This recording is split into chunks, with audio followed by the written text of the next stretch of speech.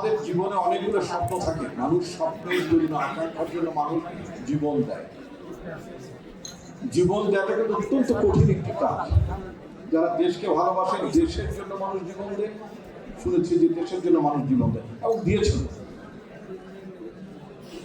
ধর্মের জন্য মানুষ জীবন দেয়,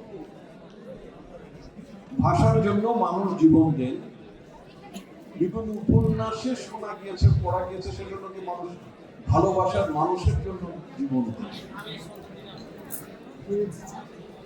তো এই যে জীবন দেওয়াটা, আগে যেটা জীবন দেওয়াটা অত্যন্ত কঠিন কাজ।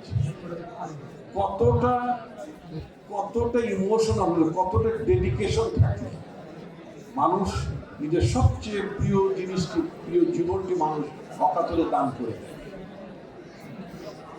আমাদের মুক্তিযুদ্ধের সময় আমাদের অসংখ্য মানুষ, লক্ষ লক্ষ মানুষ অকাতরে জীবন দিয়েছে। এক্সট্রিম মশার কয়েল প্ল্যান্ট ফাইবার দিয়ে তৈরি, ডেঙ্গু চিকুনগুনিয়া বাহি সহ যে কোনো মশার বিরুদ্ধে দেয় এক্সট্রিম সুরক্ষা। আমাদের স্বপ্নগুলো কিন্তু বারবার স্বপ্নগুলো লুটিয়ে পড়ে, স্বপ্নগুলো ঝরে যায়, আমাদের স্বপ্ন আকাঙ্ক্ষাগুলো অধিকাংশ সময় পূরণ হয়। যেমন 1971 সালে পরে আমাদের স্বাধীনতা সংগ্রামের পরে যে বাংলাদেশকে আমরা চেয়েছিলাম, যে গণতান্ত্রিক রাষ্ট্র হিসেবে বাংলাদেশকে আমরা দেখতে চেয়েছিলাম, এমন একটি বাংলাদেশকে আমরা পেয়েছিলাম, নিশ্চয় আমরা পাইনি। 1975 সালে 7ই নভেম্বরে সিপাহী জনতার একটা অভ্যুত্থান হয়েছিল। যদিও সেই অভ্যুত্থান বাংলাদেশের গতিমুখকে বদলে দিয়েছে। আজকে যে বাংলাদেশ মোটামুটি গণতান্ত্রিক ভাবে চলে, অনেকগুলো অ্যাটলিস্ট কাগজে কলমে রাজনৈতিক দল আছে, সংসদ আছে, কাগজে কলমে এমপি ছিল, এমপি ভবিষ্যতে থাকবে, মুক্ত বাজার অর্থনীতি হয়েছে, ইত্যাদি অনেক কিছু। এবং এক দলটা নেই, লাক্সারি ব্যবস্থাটা নেই, এক দলটা নেই, অনেকগুলো দল, বহু দল হয়েছে, বহু মত হয়েছে। এই টোটাল বিষয়টা কিন্তু এটা সূতিকাগার ছিল, এটা সৃষ্টি হয়েছিল 1975 সালের 7ই নভেম্বরে সিপাহী জনতার অভ্যুত্থানের মধ্যে। আমাদের দেশের সিপাহী জনতার অভ্যুত্থানের যে চেতনাটি, সেটা কিন্তু আমরা অনেক সময় ধরে রাখতে পারি। এরপরে 90তে আমরা গোটা 80 দশকে, আমি সেই 80 দশকের মানুষ, আমি তখন ছাত্র আন্দোলনের নেতৃত্ব দিয়েছি, অংশগ্রহণ করেছি, কারণ সময়টা তখন আমাদের ছিল। আমরা জীবন বাজি রেখেছি, আমাদের মধ্যে অনেকে মারা গিয়েছেন, কেউ আমরা জেল রেখেছি, ইত্যাদি ইত্যাদি।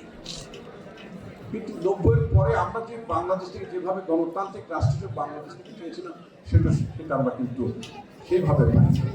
আবার একটা অভ্যুত্থান হলো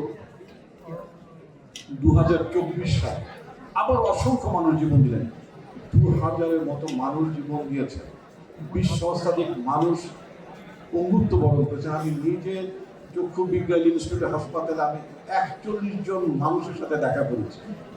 কেউ এক চোখ হারিয়েছেন, কেউ দু চোখ হারিয়েছেন, কেউ চোখের জ্যোতি ফিরে পাওয়ার জন্য লড়াই করছেন। আমি ব্যক্তি 41 জন মানুষের সাথে দেখা করেছি এবং ইন্ডিভিজুয়ালি কথা বলেছি, তাদের কষ্টগুলো অনুভব করার জন্য। এর বিনিময়ে আমাদের দেশে শেখ হাসিনার পতন হয়েছে, পালিয়েছে।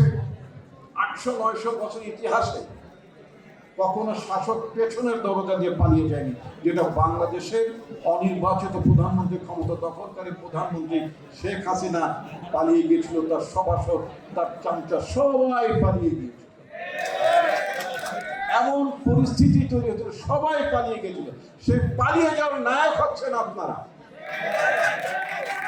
আপনারা সেই তাকে পালিয়ে যেতে বাধ্য করেছিল। একটা প্রশ্ন আসে যে এত রক্ত, এত এত এত সংগ্রাম, এর বিনিময় শুধু একটি নির্বাচন? না, এত কিছুর বিনিময়ে শুধু একটি নির্বাচন না, এটা যেমন সত্য, আবার একটি নির্বাচন।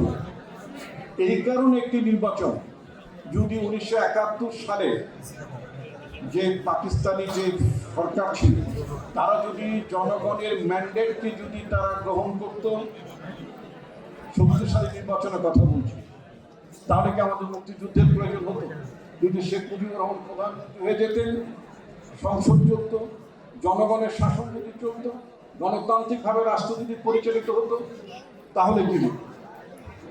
যখন গণতন্ত্র ঠিক মতো কাজ করে না, পার্লামেন্ট ঠিক মতো কাজ করে না, নির্বাচনী ব্যবস্থা কাজ করে না, তখনই স্বৈরতন্ত্র জেগে বসে।